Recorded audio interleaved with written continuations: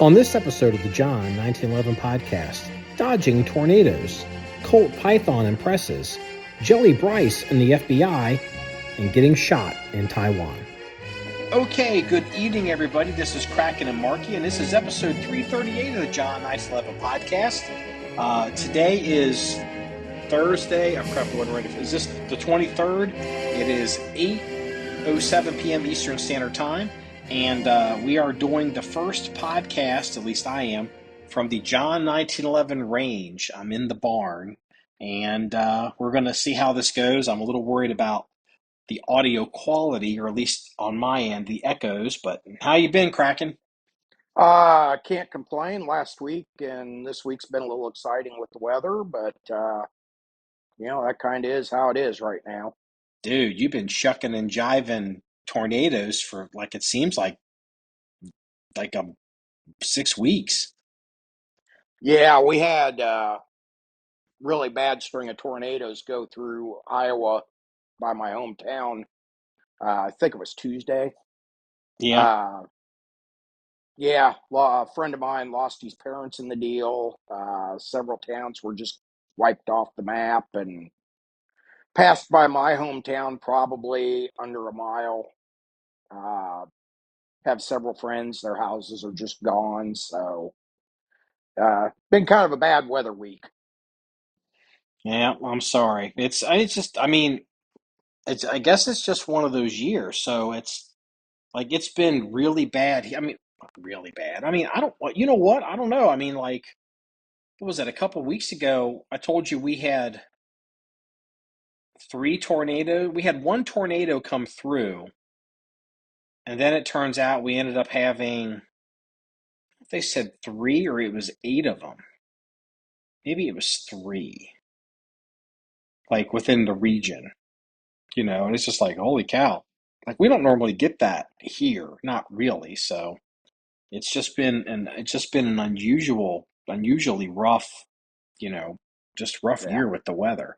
I mean, it has affected the construction. I mean, it's rained. You and I were talking offline.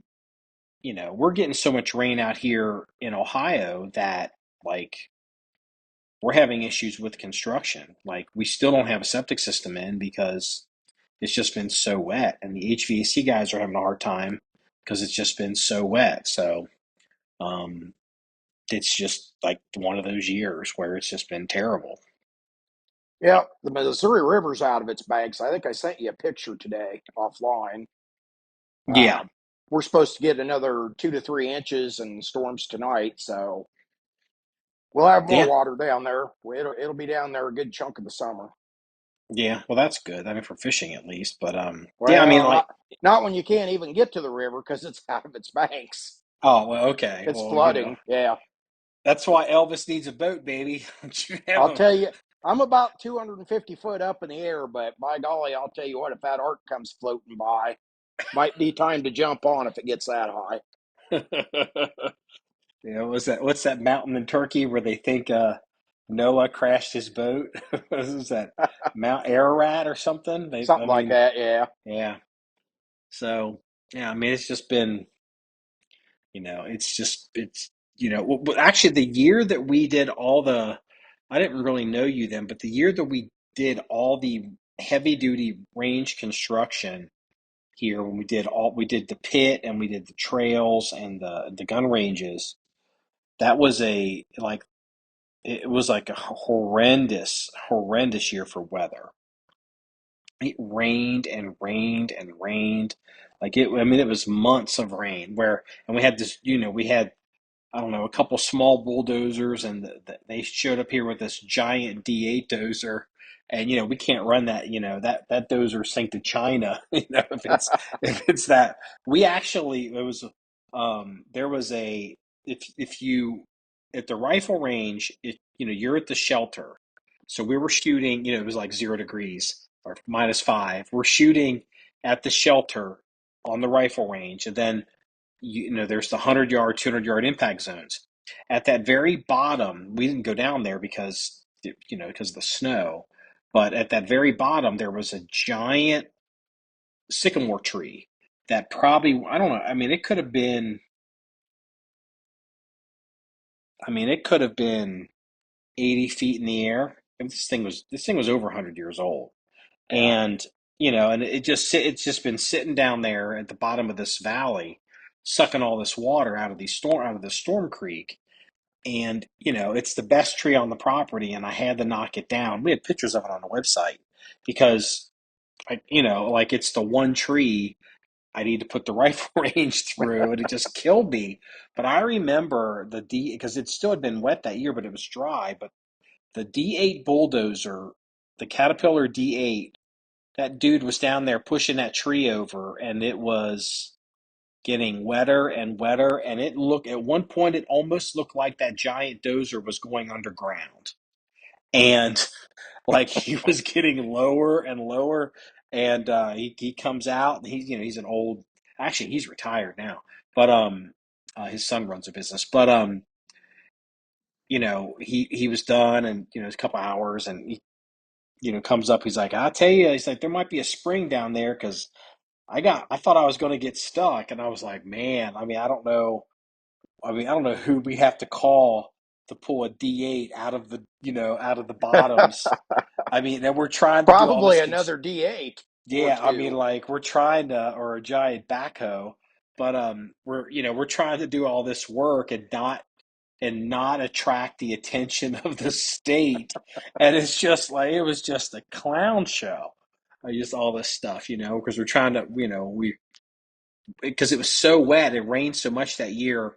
We were concerned about blooming out the Ohio River because all this rain comes, and then it goes down the creeks, runs down the creeks into the river, and if all of a sudden blooms out the river, and the DNR is going to come walking up to the creeks, and it'd be like, oh, you're the asshole killing everything. I mean, it was just, yeah. Yeah. I mean, that's what this year's been like. So. That's what I'm afraid we're going to have around here because the fertilizer's just been put down. And with all this rain and the runoff into the creeks and then the creeks into the smaller rivers and then into the bigger river, the uh, the fertilizer induced algae bloom could be pretty bad, especially in smaller creeks and rivers this year. Yeah, yeah, absolutely, because that's exactly what they're doing around here. Yeah. All the sprayers have been out for about 2 weeks, putting Yeah. down the stuff, and it's like, yeah, I mean, we'll have to see. So, Well, I it's hope my just, turkey blinds are still out in the timber. I ride my four wheeler back there, and I think turkey season started, I don't know, like the third or the fifth. I went out there, put a turkey blind up. Well, I don't go back there when it's all wet because I don't want to tear it up, tear my hmm trail up. I got the turkey hunt, I think, 2 days. Turkey season's been over since the 15th. And every time I say I should be able to go fetch my turkey blinds tomorrow, it winds up raining that night. I think we've been averaging a thunderstorm every 48 hours minimum yeah, since the 1st of May. yeah. I know the turkey hunting around here was busted up pretty bad. The Amish were trying to, they were hunting their farm, and I gave them permission to hunt here, and the rain just was douching them out. Yeah, Because we've had the rifle range basically closed for construction because we can't really operate guns when people are here because everything stops because all these contractors, they're like, hey, what are you doing, and it just, so anyway, it was 2 days ago. It's been dry, and it's like, you know what, get the tractor out, put the bush hog on it. I'm going to start opening up the rifle range. So, I get the cut around the barn. Start cutting around, get access to the shelter next to the pit where you shot. And then I cut some trails just kind of getting to the back. I mean, I've been back there, but yeah, the grass is 2 feet tall. Like, I mean, it's 3 feet tall, and it's getting into the radiators of things. So I'm just cutting some trails, and I'm in the back. I've been cutting just for a few hours up front. I've worked my way all the way back, and I see this black, you know, just mass, just off by itself, and it's coming. It's like, well, I don't. They're not showing any rain, but I'm looking at it. This is literally an example of a dude that's on the rifle range, and he misses the target, but he looks at his little Kestrel computer thing, and he's like, "That should have hit." And I'm basically looking at the computer, going, "They're saying no rain," and I'm looking at this shit, and I'm like, "Well, you know, I'll be fine." And a few little drops come, and then all of a sudden, boosh! I mean, it just hammered the hell out of us. And I mean, it's like the tractor's now like spotless clean. It's like the tractor. There was so much water coming down just in this little alleyway, like this little pop up that just went right over the range.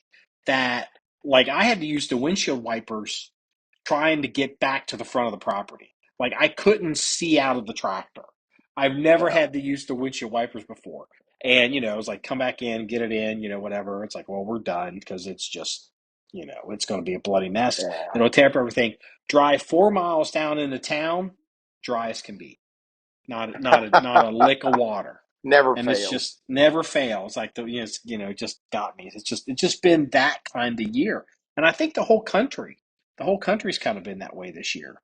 So Yeah, I know here in the Midwest it sure has. yeah. Well, I just saw something today. They said that they're expecting this is going to be a horrible hurricane season. But you know what? I think they Yep, say that every year. I think You so know, too. yeah, like, oh, it's going to be terrible, and like maybe it will be terrible this year. But like, oh, I guess global warming's coming back in vogue this year. It's like, okay, like, Yeah. all right, we'll see. I don't Well, know. it's It was just like they say we're going to have a horrible winter with a lot of snowfall, and I get all excited and you know uh, get two decent snows enough I can get the tractor out and play, and then that's it. And it's yeah. I mean, been I bet it's been 8 9 years since we've really got a sizable snow that stuck around for any length of time. see, I was curious. Like, I figured out in Nebraska, you guys would get hammered as snow all the time. Usually we do, but I don't know. The last 6 7 8 years, they predicted, I think almost every year predicted a heavy snowfall winter, and we get the cold. I mean, we definitely get the cold, and historically we get lots of snow, but just over the last several years, uh, it just hasn't panned out. Probably about the time I bought my first snowblower and retired the shovel, that probably had something to do with it. Yeah, like we get here in this part of the country, like I mean, in upstate like Ohio and upstate Indiana, I mean they obviously Chicago and Cleveland, they just get hammered up there. Once you get up past about mid-state, like Columbus or north of Indianapolis, it gets it starts to get pretty serious. It can get pretty serious down here on the river. I mean, I'd say we get like a big 10-inch snow, like a couple big 10 inchers maybe every 7 to 10 years. Yeah. We can go some years where we don't get that much snow. This past year, the only time we got any real appreciable snow was when you were in town. Of course. Yeah, I mean that's the only real snow that we Yeah. had. And You then know, that you that snow, that's like in a normal winter here, that amount of snow is about a weekly occurrence. oh yeah, The cold, we only get that extreme cold, a couple times, but I mean, standard Christmas day, the average, high is probably 26 and a low of 10, and on a regular year we should have 10 12 inches of snow, but it's cyclic. yeah. um, in 2009 we got hit with two blizzards where we got over 20 inches of snow within 5 days of each other. So that would be cool. I love shooting in the snow. Like when we get lots of snow, that's one of the things I'm looking forward here with the barn is like when a big snow comes, I'm going to be positioned out here ready for it. Be Yeah. like, oh yeah, like yeah, like yeah. So, well, you know what? We can't do it. We can't make this a John 1911 weather podcast. We're gonna start talking. We're gonna start talking about some shit that's going on. So you want to talk about pythons? Or you want to talk about 4.42 revolvers? I'm still mad at you on the python because you shot it before I could get out there. Well, I mean, I can't wait forever. I mean, you're what are you 2,000 miles away? Well, it is a python. I mean, come on. you gonna you, you gonna come in on on your jingle bells and come here and you know Kraken is referring to we were John 1911 has picked up a I couldn't believe it, a used new production Colt Python. Came out of Shooter Supply. Shout out to Shooter Supply. They were in Loveland, Ohio. And I guess it was an estate sale. I walked in there on some. I walked in there on the dropping off the Thesis Raider to send the Thesis Raider back. The gun that got the hammer follow. Hmm. And I was like, "Oh, is that a Python?" And looking, it's like, "Oh, like they don't shooters doesn't shooters Shooter Supply in Loveland, Ohio is not like a regular gun store. Like a lot of the bigger gun stores, like they're not a stocking dealer for anybody.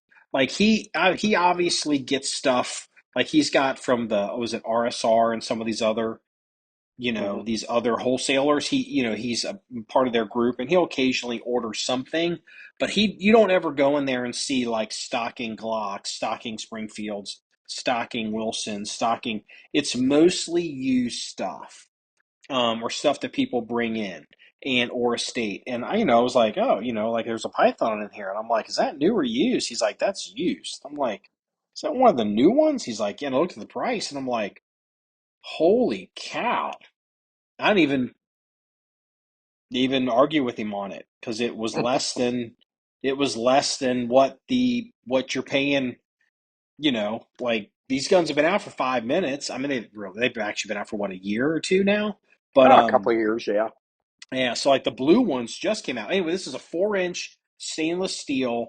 I mean, it didn't have a turn line or a turn ring on it. I'm like, are you sure this is used? And it turns out the guy, I guess, maybe was sick and somebody bought it for him while he was sick. And I was asking the owner of the store, you sure this has been shot? He's like, he says, I'm pretty certain it's been shot, but it wasn't shot much. Mhm. And, it was like, well, I mean, I just me dry firing it, put a ring on it. So it was, made a video, shot it. Um, I've always wanted one, but I wanted a shooter grade. The Python market is just what do regular Pythons go for? Like the original ones. Are they like up, I Oh, mean, they're an original, twenty not five a to eight reprop. thousand.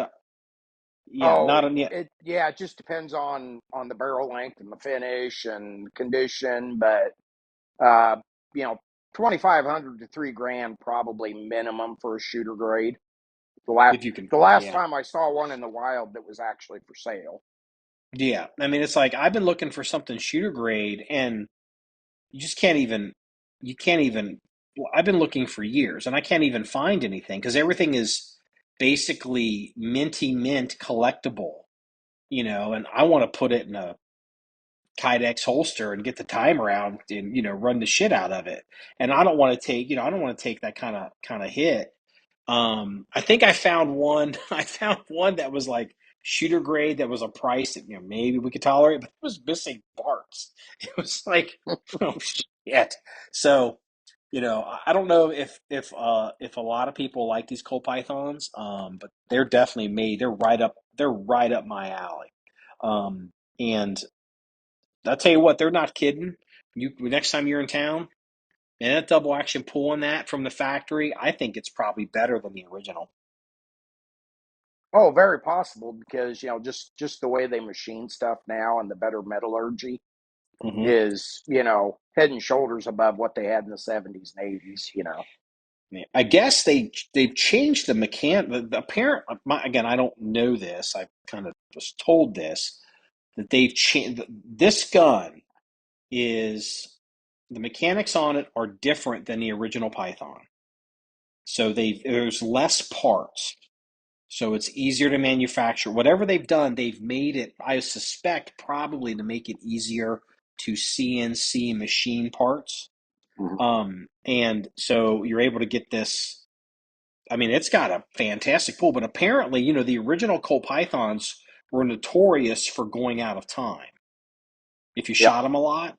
Well, apparently, like I am told that these new ones, that is not the case. That they're more durable. It's a more durable design, but you get all the goodness of that Python pool. And I'm like, man, I am all about this. I am all about it. Um, this gun is turned into what I wanted the Smith and Wesson 547 revolver to be, which is this kind of rare 9mm gun that we've got that's got this great trigger on it. But there's some issues with it, and I had called Smith and Wesson, and they told me they're like, we won't even don't even send it in. We won't even touch it. I'm like, really? And they're like, they recommended a Smith in Arizona, like a private Smith. They don't even support it anymore. And I guess it's fair. I mean, but it's like, Yeah. but it kind of made me realize if you get an old Python, like an original, because you're just one of these guys, like, I only want an original. If you break that gun, you can't get parts for it, and Colt is not going to service it. Nope, you're going to have to find a custom gunsmith that can make the parts for it. That and just taking the old pythons apart. Oh my God, it it'll make you pull your hair out. I've never had the pleasure. Don't do it. That's one. I don't care what it costs. You send it off. You let the guy with no hair left do it because that's why he doesn't have any hair. That They're that just a bad? pain in the. They're very intricate, and like a Smith, like a K-frame Smith. If you've got basic Smith knowledge, you can tear them apart, pop in whatever, put them back together, and go fire away. Uh, I think the old Pythons probably had 2 to 3 times as many internal parts as what your Smith did, or even some of your older Colts. Like Mm-hmm. an old Colt Trooper, uh, closer to a Smith, where a Python was just. It's kind of like a Swiss watch. Everybody talks about how many moving parts and the tolerances and the craftsmanship of a Swiss watch. Colt Yeah, Pythons are a Swiss watch. yeah. I can't remember what's yeah, they call that a complication. Like at some point they make these watches to be more complicated so they can charge more money for them. And it's like, yeah, I mean, that's not me. I mean, I have a Rolex, I'm wearing it right now, but I like it because it's durable. Mm-hmm. I actually use it, like I wear it every day. So, this just making stuff complicated to make it more complicated just doesn't do it for me. But, dude, I highly recommend these Python. I mean, look, I let me back up off this a little bit. I fired 50 rounds through this gun. I have no idea if this is worth buying. But we were curious about it. John 1911. Our catchphrase is shooting guns and having fun. Our unofficial catchphrase is if we want your shit, we'll buy your shit. So we definitely wanted this gun, and it was like the 4-inch model. Like if it had been an 8-inch, I probably wouldn't have bought it. Um, Yeah. Maybe a 2-inch, maybe a 3-inch. I don't know. I don't know. I would have to think about it. But the 4-inch to me is like perfect as a range training gun because it's like Yeah. service pistol size. I don't know if I'd want to. I mean, I can carry. It's carryable. It certainly is carryable. But like I certainly like you probably would prefer like a two and a half or a 3-inch. No, I'm a 4-inch guy, and that didn't sound good, did it? That goes back to my old. Just leave There's it the title, alone. baby. There's the title. I'm a 4-inch guy. That just goes back to the old duty days, when the standard duty revolver was 4 inches, Yeah. and with the right holster and belt, you can EDC a 4-inch all day long. hmm Yeah. I feel that the 4-inch gives you enough velocity to, to do things, and you're not excessively blasting out like 357 if you want to shoot 357. Um, but it's still portable enough that it's carryable. If you really need to carry a gun, and these people are like, it's too big to carry. It's like, yeah, no offense, but no one's, you're not serious. Like no one's out trying to hurt you. Because I know what it's like to be like, oh fuck, like Mhm. I, if I need a goddamn gun today, if you figure out how to carry it, 4 inches, pussycat to carry. I mean, it really is. If you're serious about it. Yeah. Here's a question. Because I was making the video, I published a video today. It never, I was like, oh, I guess I got to get speed loaders or yeah, is that what they call those speed Speed loaders. loaders? Yep. Speed loaders for a Python. Like, Yep. I guess they don't translate from the Smiths, right? No. And No, I would not buy HKS speed loaders. I know. Everyone Safari hates Land. HKS. No, most everybody loves them because they don't know how to run a Safari Land Comp 2. So So I the should get a H, Safari Land Comp too? yep. So the HKs have a twist knob on them, Yeah. and that was the original speed loader for the most part. So that's what guys trained on. Well, then Safari Land came out with the polymer Comp 1, Comp 2s. So to lock the rounds into the speed loader, basically to engage the star in the middle, you still turn a knob on the speed loader. You insert it, you insert your rounds in, but instead of then releasing the grip and turning the knob to get your shells to release into the cylinder, you just Mm-hmm. keep pushing down, and the extraction star pushes up on the retention star of the speed loader, and they drop in. So you never have to Oh. change your grip. You get them lined up, you get them started, and you just push down. You'll feel them release, let go of it, close the cylinder, let the speed loader fall to the ground. I don't know how many Safari Land speed loaders I bought because guys would get them and they'd sit there fiddling around on the range trying to turn that knob to get the rounds to release. Well, that's not how they work. You just push down. Hmm. They're, for somebody that's been trained even a little bit on both of them, the Safari Lands are considerably faster on reloads until you get to monkeying around trying to release the rounds with that knob on top. All that does is engage the retention star in the speed loader. After that, you don't do anything with it. I know that the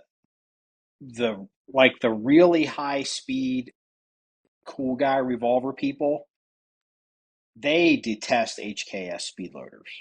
That I Yep. do know. Um, you know, 2 points just as an aside on HKS speed loaders.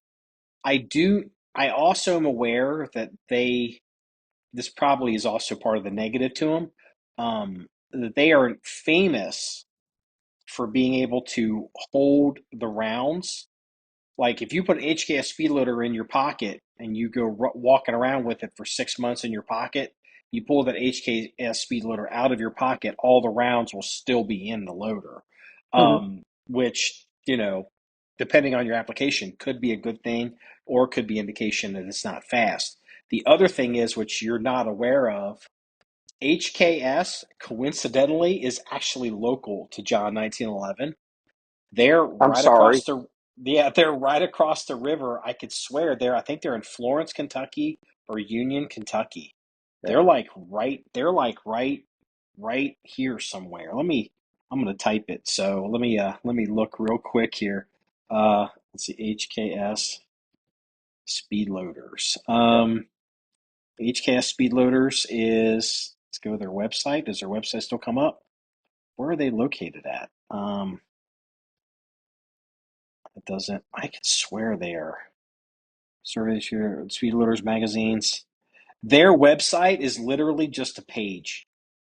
It has, I don't think it's got, wait a minute. So there's see your local sports.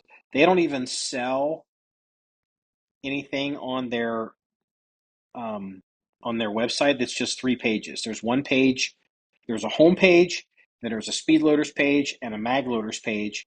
And each page basically says, contact your local sports retailer to buy our products. Yeah. Just speed loaders in general, except for the guys that are still match shooting revolvers, and they've went to the machined aluminum type stuff. The duty style Safari Land HK, uh, they've just there's just no market anymore because nobody's carrying a 4-inch K frame on duty. Not very many people, anyway. Uh, I Now I go around and I check the all the crap in here is a dollar box at pawn shops, and I picked up, I don't know, 8 or 10 K frame speed loaders, Safariland Comp 2s for like $2 a piece here about a Oh, month damn. ago. Yeah. Uh, you can find them all day long in what I call the junk boxes. You go to gun shows, every dealer's got a junk box where it's anything in here for $5 or make offer. That's where I find that kind of stuff now. I bought one new speed loader, brand new in the package, retail. I probably bought one in the last 10 years. And that's just because I needed one real quick for a J frame, and I actually found one on Amazon. Yeah, it was some years ago when I was trying to, and I got to pick that project back up, the Smith& Wesson 547. I was outside of Washington, D.C. in this little country gun store, and on a shelf, they were dusty. And they had like the old timey, remember the price gun with the sticker? Yeah. It's like a staple gun, but like, um, it had stickers on it.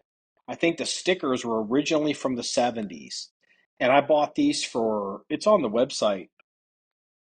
I don't know if I bought for $3 or $6 or $5, whatever the original price was. And apparently on the internet, they're worth $100.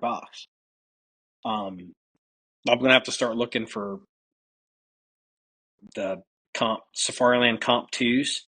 Yep. I mean, are they the Safari are the Comp twos like the HKS where it's like very model specific because the size Yep. of the charge holes? Well, So they're all going to be gun specific or frame specific, just because Python doesn't. Their dimensions on their cylinders are different from, say, the dimensions on a K frame. The holes just don't match up the way they're machined into the cylinders. So the same reason that you need a K frame speed loader, and if you jump up to like a 686, which is an L frame, you got to buy new speed loaders because the cylinder's a little bigger. So the yeah, dimensions of the machining of the holes is different. the thing So is then, on Colts, I don't know how the frame because I kind of know Smith and Wesson frames, but I don't know how frames work on Colts. But I just Amazon has Safari Land Bianchi J-P3C Comp 2 speed loaders, Colt Match, Official Police, and Python. They're $28 a piece mhm. on Amazon. Does that sound like a fair price? uh, Probably simply because I don't even know if Safariland is actually making new ones. So what you're probably getting is just new old stock. So some of that stuff that used to be dirt cheap, like I picked up off of Fleabay some split six speed loader carriers. What the Uh, hell's that? What's a split six? I never heard of that. so you got your duty belt, right? And you've seen a Yep. regular speed loader pouch, just a pouch, double With pouch the sticks with out from with the the belt. You flap. just Yep. drop. Yep. What these are, they're a slim line. So it's all one piece, but what you do is you open this thing up and you slide it onto your belt, and then you take your speed loader and you actually split your belt right down the middle of your cartridges. So your cartridges, you got three on the Oh, inside of the belt, three on the outside of the belt, and then the speed loader pouch itself wraps over the top and snaps. So they call it a split six because your belt is splitting the six cartridges. So basically, what it does, it's a slimmer profile and it doesn't stick yeah. out like a pouch. That sounds kind of cool, actually. I mean, is it uncomfortable? No, it actually, you wind up not, smacking them on car doors and doorways near as much. They fit closer to your body. They have a lot lower profile. So, I mean, back in the day when I was carrying a wheel gun, they were probably $5, $8 or $9 for a dual. Just to refresh And my memory, when you was your first duty weapon from a police department, law enforcement, was it a revolver? yep, Model 19, 4-inch K frame. I was about to call you old, but then I realized I looked in the mirror, I'm old too. So I've only got like what 3-4 years on you, so yeah, I know. It's the miles, baby. yeah, I'm not old. I'm a high mileage model. High mileage model, yeah. Um, you drink that what's the stuff that people pour into their engines to stop from leaking? What's that stuff? A little, some bars leak. Yeah, it's like fix a flat for your body. It's like okay. Yeah, No, so that's well I mean that's like Viagra. so there's still so Safariland is not making these Comp 2s anymore? I don't know. I haven't seen any new production. Uh, Well, but this like, website this dealer on Amazon. Well, wait a minute. This is Safariland. yeah, Safariland on Safariland Comp Amazon. 2. Yeah, but no, but it's actually Oh, the their Safariland store. company. Okay. They have a store on Amazon. They're letting me buy five of them. Well, there you go. So I mean, at least I can find them. Well, and they might have done a production run since Colt reintroduced the Python. If they're making them, they're not making a lot of them, and well, in all my travels, I haven't seen anything that's new production on the shelf for years. When I do find them brand new, it's like you said, you got to knock the dust off of them, and they got the 1992 sticker gun price tag on them. Yeah. There's reviews on this. The first review, Operator 22. These do work for the new Colt Python. And then two reviews down, the guy named Keith, he goes, "Great Speedloader. I will use this over the HKS." It's like, okay, there, there you go. Yeah, So, and then you're going to find people that'll tell you they're junk, and they go back to HKS, and I guarantee it's because they're trying to turn that knob to get the cartridges to release, and, instead of reading the directions. hmm, hmm. Like I would literally, back when everybody was carrying wheel guns, guys would order them up because they were the newest, latest, greatest thing. Fiddle with them at the range, come in and start bitching, and well, I'll give you $2 for them. But you can have the sons of bitches. I don't want them. I'm getting my HKs back out. Cool. You just ripping people off. Hey, they set their price. It's not my fault you were too ignorant to read the instructions. It was it was it was rough in the old in the locker room at the police station back in the 80s, wasn't it? It was rough. Y'all got over on each other. Well, between that and the old school mace, and in the wintertime, your buddy would leave his car running while he went in, and we'd like to spray mace in the intake vents. So then when they got in the car, all that had been blown up through the defroster. And Oh, yeah, cops on third shift at 2 in the morning on a Tuesday in the middle of January have way too much free time on their hands. I'm not unfamiliar. I remember I remember drag racing police cruisers across a certain viaduct in the middle of the night. Back, so like legit, we were drag racing. Yep, You know, small town yeah, airport runways. yeah. Oh no, this was the road. My So, my first my first chief was like, okay, we're gonna go wash the cars. So we went to the fire station and glommed onto about $4 worth of quarters out of the pop machine. Went to the car wash and washed the car. And he says, "Now get in." And he says, "Put your seatbelt on," because nobody wore seatbelts back then. mhm. And we took off out of town across the River Bottom Road about 110 mile an hour in an old Plymouth Fury. I'm like, "We got to get somewhere." He's like, "No, just drying the car off." Did I lose you? No, you still got me? Okay, yeah, I got Yeah. you. Okay, Doing 110 mile an hour across the River Bottom Road. And I'm like, "We got a call or something I didn't hear?" And he's like, "Nope, we're just drying the car off." just drying the car off. Yep. got quarters out of the fire department pop machine every night, washed the car, and then took off about 110 across the river bottom, dry the car off. Yeah, I mean, look, You could I never do can that now. I can make an argument that it is not good to run cars all the time at low RPMs. Oh, exactly. There's something called the Italian tune-up where it's good to stomp on. I mean, obviously let it warm up, but stomp on it, get things hot, get the RPMs up, get things flowing. Get those seals, kind of, Hmm. relubed, and it's good. It's the worst thing you could do is have a car sit. So sometimes you know what sometimes you got to do the 110, to air dry the car. I mean, Plus, it's like, especially them old 4 barrel police package cars. We used to call it blowing the cobwebs out of them. yeah, yeah, yeah.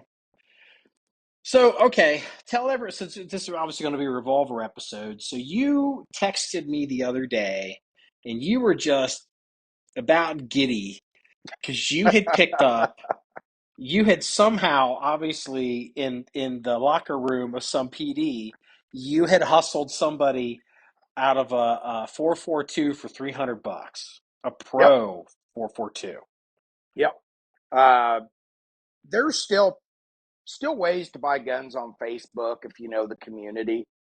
So we have an IM chat group that Facebook hasn't figured out and gotten onto yet. So we can still pretty much openly discuss, and there's kind of a core group of about 30 of us, and then people pop in that we This know. image, And you guys have like this Facebook group and it's called like Sausage Fest, and all you guys talk about how big your meat is, and the Facebook people are like, it's just gay guys in there, cruising each other, and you're actually all selling guns. not quite that bad, but it might be something, Illinois roofing chat.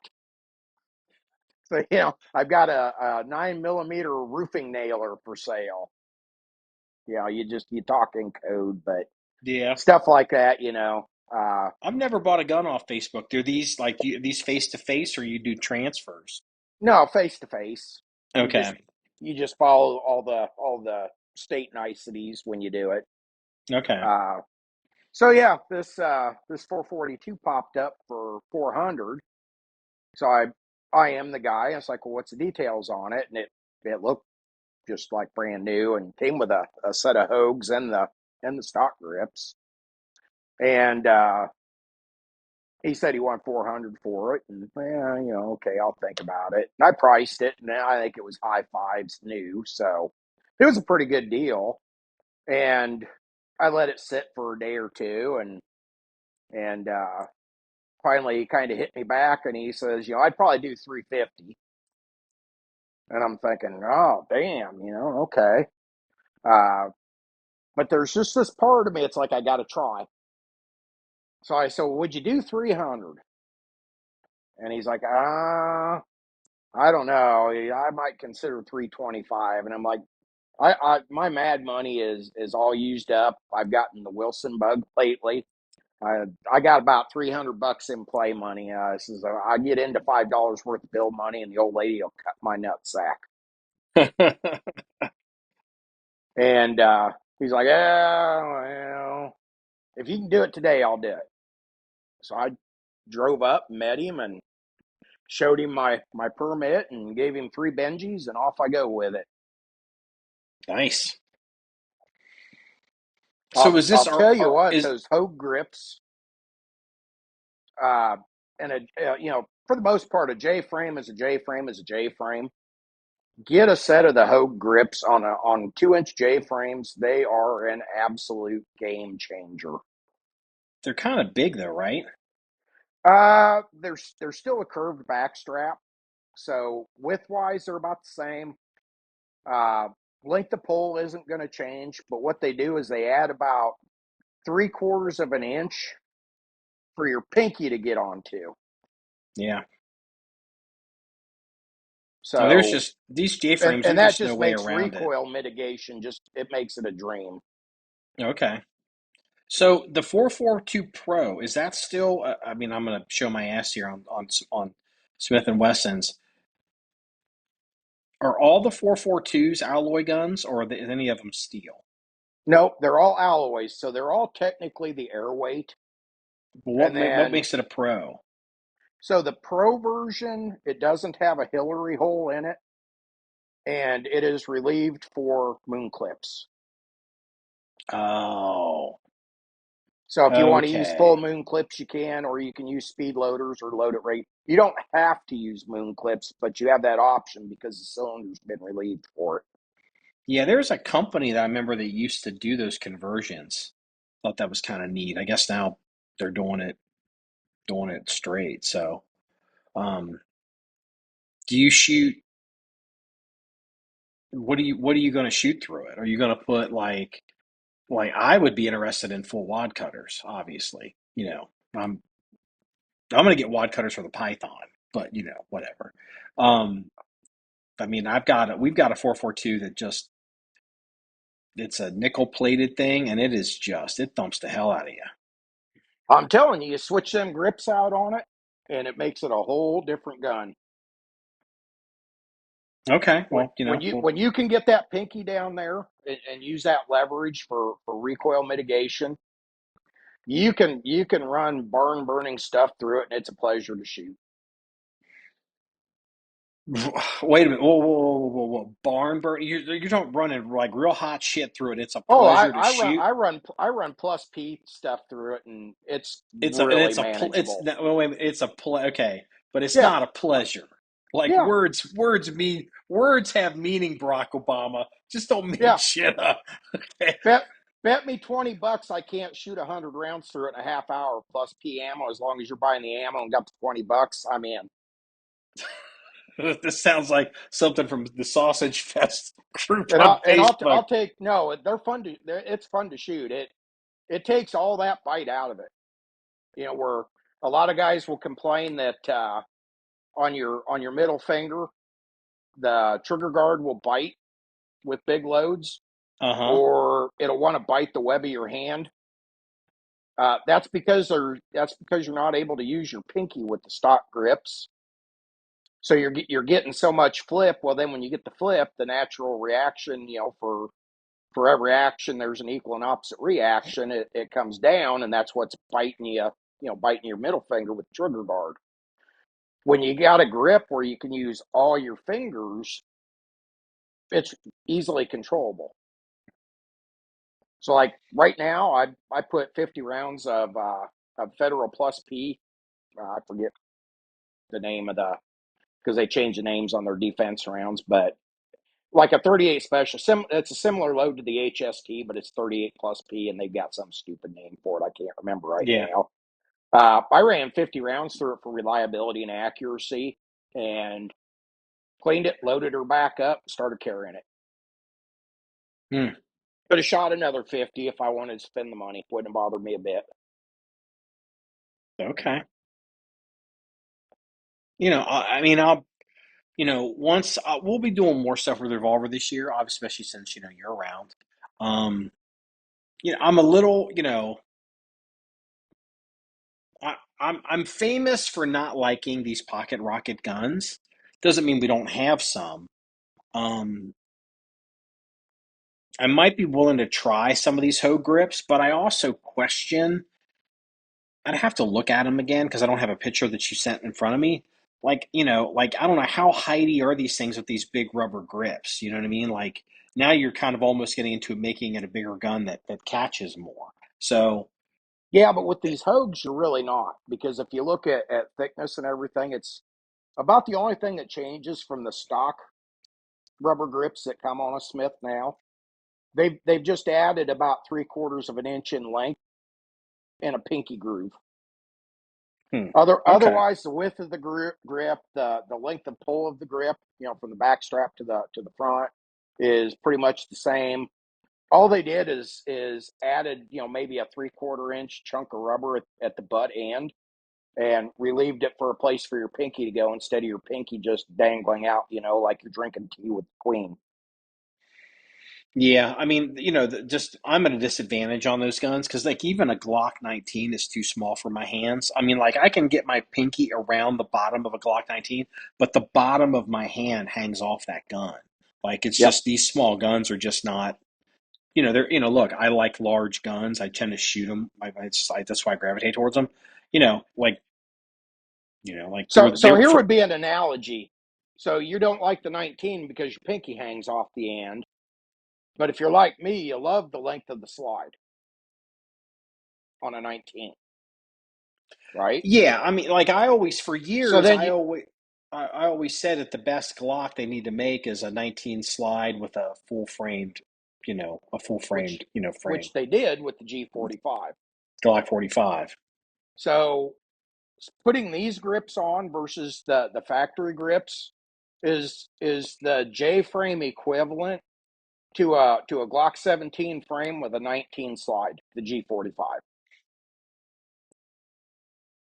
Everything remains the same. They just added 3/4 inch of length for a place for your pinky to go. But with That's that a com- curve, that's a compelling argument. I gotta admit, okay, that one hits that one. Your argument is well received, counselor. That one is okay. I'm like, all right, okay, all right, okay, all right, all right. and You I'm working on a piece right now. I'm going to submit to you where I'm going to have the stock grips and the Hogue grips side by side, and that'll really show what I'm trying to convey. okay? Well, we'll put it up on the website. It'd be Yeah, cool. So, all right. I guess we're doing revolvers this year. So. And I guess I admitted publicly that I'm going to be buying wad cutters just to shoot them in the Python. I want to get full wad cutters, and I got to that gun isn't the sights are kind of goofy, but the gun isn't really zeroed either. But yeah. I want to you always see these videos of like the PPC matches with the perfect round holes in the paper. Hmm. We've got a whole stack of these like B8 targets, so I'm gonna start shooting groups with the Python backing up with perfectly round holes in the paper because I just want to do that once in my life. It's So like, so next time I come out, I'll bring my 4-inch 19. You get your Python. We'll set up B27s and we'll shoot the old school PPC course on video. that would be cool as shit. I've thought about actually getting some of the old revolver qualification courses for the police quals, for like the FBI qual or the state, like the Ohio one and the Indiana one. Hmm. I'm sure Kentucky's got one too. And just now that we're going to have more facilities to be able to do that kind of stuff. Yeah, Just absolutely. Google police practical combat revolver, I mean, and there is I remember PPC. Like I remember like with yep, the full rib and the weights on top of the guns and and yep, the like super gun class. Yep. well like even do you remember the what is it? They don't I'm trying to remember one of these movies, one of these I think it was a Dirty Harry movie, but they was it I can't remember if it was the Dirty Harry movie. It may not be a Dirty Harry movie technically. It's the movie where Clint Eastwood is a police officer is going up against a bunch of rogue vigilante cops in like San Francisco. Isn't there a scene where they were shooting PPC in that? You know the movie I'm talking about? You mean shooting the course or a PPC super gun? They're shooting the course, like it's like a police Oh, training, okay, but yeah, they set it up as a scene in the movie. So like we're the bad guy because he's a cop too. yeah, He's a real good shooter, and like he's shooting, or maybe it's a Hogan's, maybe it's on a PPC, maybe it's a Hogan's Alley. It might be a Hogan's Alley type thing instead. I may be misremembering that. So yeah. But if you shoot the PPC course, you're probably shooting what would have been your department qual back in the 80s, early 90s, because that was kind of a standardized yeah, to the point where there was a national law enforcement PPC shoot every year. I where remember you that. competed on the state level, and then you're, I so, remember yeah, that. yeah, I do remember that. See, again, I'm old. I mean, I'm yeah. 52. Like, I remember when the revolvers were still.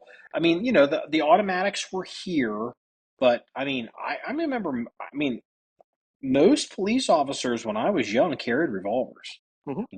Kids today like don't even understand that. Yeah.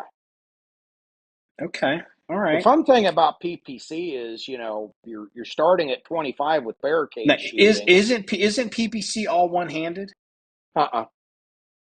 Oh, So I thought. basically, you're going to start at 25. You're going to shoot strong side barricade for 6, reload. Uh, and I'm going off the top of my head, so if I get this a little out of order, cut me a little slack. I'm old and slow. But it's 6 strong side barricade, 6 strong side kneeling barricade, of course with a reload on the clock, and then 6 left hand barricade. Timer shuts off, then you move up to, I think it's like 15 or something, and it's 6 slow fire reload, 6 slow fire. But you keep progressing up, and eventually you wind up like at 3, and basically you're doing retention shooting, or some people call it hip rolling, or Or uh, speed rocking was what they used to speed call it. rocking, or yeah. Speed rocking. Yeah, there Uh, you go. you start. Take I think that, I think you kids. start speed rocking at 5, and you get up to 2 or 3. Dude, if we put a video on the internet speed rocking, we are never going to hear the end of it in the comments. We are never going to hear the end of it because even the cops eventually went against speed rocking because you get knocked on your ass. But Well, I you don't know. have Maybe we to, should do it. when they started converting over more to Weaver stances, it made the speed rocking a little easier to do, and it helped with your balance, because you got to remember the whole preface behind not speed rocking, or as I was taught, retention shooting, Hmm. is you're basically contact range, so you're probably fighting somebody off. Yeah. So we emphasize more the retention part of the stance versus the overly exaggerated heel rocking, where you're Hmm. really leaning back and twisting your torso. Uh, the way I was taught was kind of a hybrid between the heel rocking and basically hip shooting, for lack of a better way to put it. Hmm. So you had the old point shooting FBI squat. Yeah. Well, at close range, you're just doing that. They figured out you're just sticking your gun out there for somebody to take. Who was it? Is it there's a cop or no? It was a I think it was a cop that became an FBI agent. There's a there's a there's a there's a this is interesting. This is an interesting. It's good to mention it because you mentioned the point shooting and the FBI squad. Was it Jelly Bryce? Wasn't it Jelly Bryce? Wasn't he the famous? There was a guy. He was a law enforcement guy, and he was like this incredible. He was like Jerry Michalik good. Like you Mhm. see these dudes that could just do anything, and this dude could hip shoot like crazy. He could do this crazy hip shooting. And he was just so naturally good at this that he's the one responsible for basically for like 30 years for the FBI, you know, like doing all that shit Yeah, and law enforcement copying it because I think it was Jelly and I think I mean he won I don't know like a fuck ton of gunfights yeah. but it took a long time to figure out that he was so talented that that wasn't really working for the average cat. No, Yeah. we called it the FBI shit shooting, because we saw a training video that was probably produced in the 50s, from the FBI Academy. And Hmm. if you could just imagine, walking through the woods, and all of a sudden you got to take a shit, so you just kind of squat down because you don't have a tree to lean against, You know what? That's and exactly stick the what it gun out looks one like. handed. That is that, exactly, that's a good description of it. That's that's exactly what that's it just looks what it like. looks like. Well, what we figured out was, if you're if you're at the range where you don't feel like you have time or distance to use your sights, Well, you're just extending that gun out there for somebody to get a hand on. Mm-hmm. So then they went to more of the heel rocking. Well, then they figured out, that a little 4'10" Korean dwarf could just push you right over. And I can say Yeah. that because I used to be married to one. Yeah. But could just push you in a scuffle. Could just you were off balance because you were basically rocking the upper half of your body over exaggerated in reverse. So you didn't keep a good foundation. So then we converted over to basically clearing the holster, pivoting the pivoting your elbow and tucking it right against your hip, literally touching your body, turning the gun over so your sights are basically at 3 o'clock, and then firing from there. Mm-hmm. So you still maintained a good base, especially if you shot from the Weaver stance. You still maintained a good base and balance if you had to fight and get into the pig pile in the deal. It was Mm-hmm. extremely fast, and once you kind of understood what your body needed to do it, it can be extremely effective. Nobody Yeah. really teaches point shooting anymore, but what I'm starting to see from my buddies that are on the job now that are carrying red dots, more and more of them are starting to get interested in point shooting for the plain simple fact if your dot becomes disabled somehow, what do you do if you've never been taught how to point shoot? Yeah. Or you can point shoot, or you can shoot. There's a couple ways to handle that. You can use your red dot as a giant ghost ring, If you can see or through it. well, no, but no, just you can, well, or you can even, you could practice occluded. You can actually practice red dot occluded shooting with your red dot, and just use the red dot as a giant, um, ghost ring. Another thing that people would do, this is before red dots, and it's not real common among the masses, but you could develop a sight picture just using the back of your slide. Mhm. If you practice that and you figure out where it, within like a reasonable distance, not real far, but you don't need the sights. You could literally, not, I'm not going to say you don't need them, but you could literally flash sight your slide for an acceptable shot, at a certain range. And Mhm. and again, when sighting is all about acceptable shot within the distance. But you're talking about rotating the gun Weaver and at 3 o'clock. Well, that kind of branches off in the two ways. You end up in, which I'm the school of thought, or the school that I'm in is the high thumb pectoral index for the close in, for the real close in stuff, or the other way that branches off, you go into the center axis relock. Was that Kelly McCann doing that? Man, I'm like really Mhm. like pulling names out of my ass. Like if I knew there was going to be a quiz, I would have studied. But that center axis relock stuff back in the day. Um, but we're gonna have some fun with some of this. Yeah. This is gonna be good. And the But thing with point shooting, kind of like you were talking about using the back of your slide. I was taught by some guys that really, I don't want to say pioneered it, but really perfected it for street use up in Minnesota. Interesting side story we'll talk about someday, but one of the guys that taught me held the original patent on tritium insert night sights.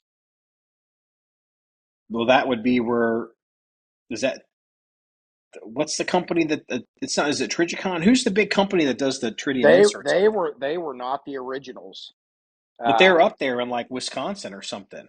the Like, the very first the guy that invented the tritium insert night sights that holds the original patent that Trigicon basically had to wait him out because he wouldn't sell the rights because he wasn't a real smart businessman was an old Dakota County deputy named Julio Santiago, and if you Google it, you'll find the original patent for it.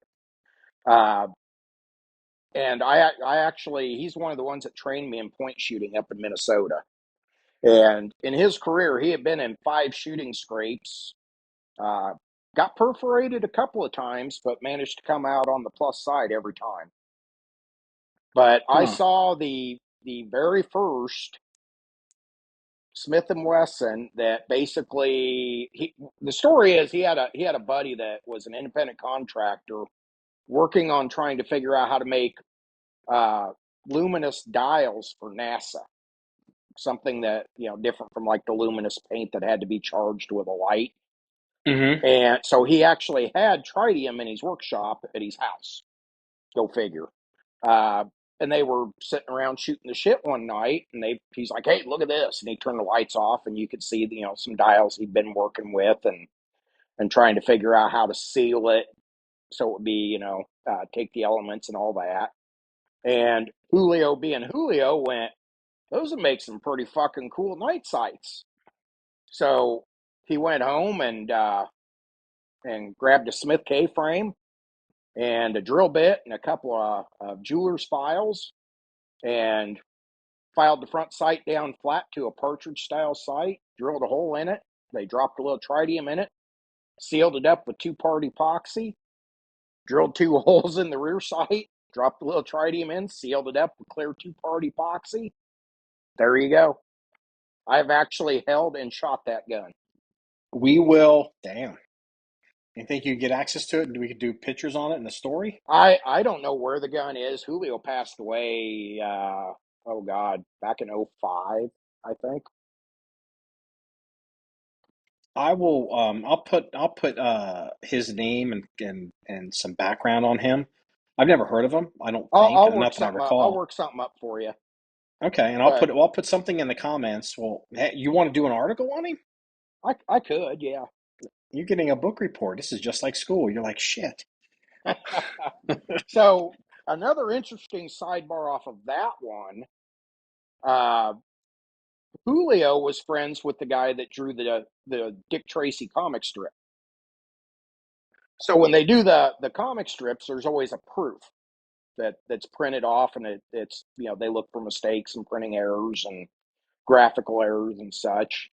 So back when they could actually shoot people in the Sunday comics, Dick Tracy had shot, Mugglesby or, some bad guy with these brand new Smith and Wesson Model 19 Combat Magnum with these glow in the dark tritium night sights. And Julio actually has the proof from that Sunday comic strip autographed by the author, and it had something, I forget the exact wording, but special thanks for the inspiration, Julio. Love whoever, whatever. That's cool. Yep, he had that up on his wall. He was quite a That character, let me tell you. that's cool. Yeah. We wonder if his family is. We did a I was at Doc and I went to the. This was years before Ian McCollum started going to the Cody Firearms Museum, and Mhm. Doc and I went out. We were on a hunting trip, and tagged out early. Went down to Cody and went to the Firearms Museum, and I was there doing a bunch of pictures, and I found the display for Bob Munden. And I kind of knew who Bob Munden was. I'm not a cowboy guy, but I mean, I obviously Yeah. knew who he was, and I'd seen some of his stuff. And they had a display, and we did a little write up on it. And for a couple of years, Bob Munden's daughter used to reach out to us, just to say hi and how much her family appreciated that we even did anything Hmm. on her father. I wonder if we did something on old Julio, if it'd smoke out his family. I could do some checking around. It was the guys that were running the school. It was called Plus P Performance at the time. It was in the late '90s. I think I went up there in '98, '99. The other guy that taught the point shooting was a guy named Daryl Mulroy. Uh, he had been, I believe, he'd been a deputy in Minnesota, and he had been in a couple of shooting scrapes too. Uh, him and Masad Ayub would constantly be at each other's throats because Oh boy. Daryl also had a radio show, and he Oh would get to boy. hacking on Ayub, and of course Ayub would hack back, and they had quite the long-standing feud. So, uh, and they had Julio and Daryl had actually published a book and most of it Really? revolved around the decision making around shoot no shoot, and then a mostly around point shooting and how it could be effective in street situations. And they also did a video. I lost the book and video, of course, in one of about three different moves, but they had also published a video where Julio walked into a grocery store basically playing the bad guy, and then they had an officer and went through the whole deal of if it doesn't look right, it's probably not right. Saw the Mm-hmm. flash of the butt grip because he was carrying Mexican, and it showed basically the reactionary gap that Yeah. people Oh yeah. really hadn't been talking a lot about, in the '90s yet. Uh, so it was kind of behind time because it was point shooting, but way ahead of its time on tactics. Hmm. But I'll do some research into some of that and see what I can get dug up. Okay. So I got a question for you, real quick. So it just started raining here at the range because I'm in the barn, and we have a metal roof. It's a metal building. Can you hear any of that rain hitting the roof? Because I don't No, know if the listener can hear it or not. So. no, I cannot hear a thing. Okay. Okay. All right. Well, I'll tell you what, we've been going for over an hour. This was a really good podcast. Now we have Yep. all this other stuff. Well, all the other stuff that we have that we were going to talk about, we'll just do another podcast in a couple of days. And we'll just pick right up where we left off on that. So let's do the police Yeah. blotter. My wife's And off we'll, seeing her mom, so I'm a bachelor all weekend. oh, okay. So, well, I'll tell you what. I've got three police blotters here for the police blotter, and we'll go ahead and toss it. The first one is if you're not into pop music or pop culture, there's a guy named Sean Kingston, and he's like a one hit wonder rap-ish kind of guy out of Florida. And Sean Kingston has a mansion. And incidentally, he had made the news some years ago. He was speeding around and crashed his jet ski into like a pier or something and like got really hurt. But his home was raided, I guess, yesterday by the local sheriff's office. And I guess Sean and his mom have been running around Florida trading on their celebrity status, basically saying, "Hey, I'm a celebrity, let me drive this car and we'll promote your business." And then he keeps the car and doesn't pay for it and does it with jewelry and electronics. And Ooh. this is apparently a known hustle. And it's finally gotten to the point that the Popo has come in and raided old Sean Kingston's house. So, which I thought was interesting. The second one is you would think I was going to mention the Americans who keep going to um, Turks and Caicos with ammo, which is now up to five or six of them. But no, we'll save that for another police blotter. This one is out of Taiwan. Have you heard about the Australian woman, a mother of five, who was arrested in Taiwan for muling cocaine into Taiwan? No, So, have you ever heard about this one? So I this haven't one heard is this one. has not made Debbie Vulgaris. She sounds like she's in Game of Thrones. 57 years old. 57. She was arrested at Tuyan International Airport in December after uh, they found her with 15 pounds of cocaine.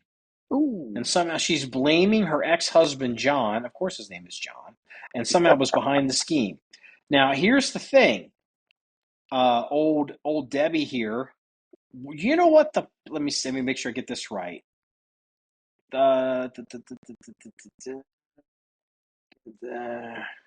Okay, so do you know what the penalty for trying to carry 15 pounds of cocaine into Taiwan is? You have take a guess what the penalty is? It would not surprise me if it's death. Bingo! The death penalty can be imposed for a long list of crimes, including murder, treason, terrorism, extreme cases of rape and robbery, and drug trafficking. So, although Taiwan has studied other methods of execution, such as lethal injection, executions today are carried out by shooting using a handgun. Condemned prisoners are sedated, put face down on a mattress, and shot 3 times through the heart. No shit. And it's like, huh. So the last one is Let's find this. This fine. So this one is also out of Florida. A rapper by the name of Rilo Huncho, which I'm sorry, every time I read his name, I I don't know. It just sounds like a comic book character. Rylo is his first name. His last name is Huncho. Is that Rilo Huncho? I'm Sounds like he sorry. should be on the show Yellowstone.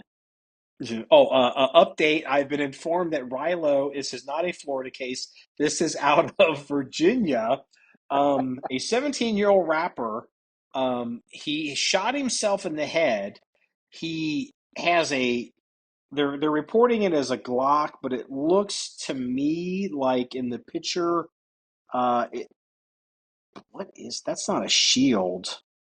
It's not a Glock. I don't know what. Well, maybe it's a Glock copy. It's kind of blurry. But anyway, so what he did, so O'Reilly, he's making a video.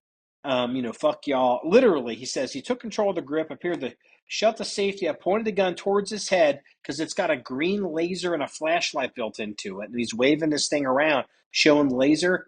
He points it at his head, says "fuck y'all," N word is pulling a trigger, boom, shoots himself in the head on camera. And he did.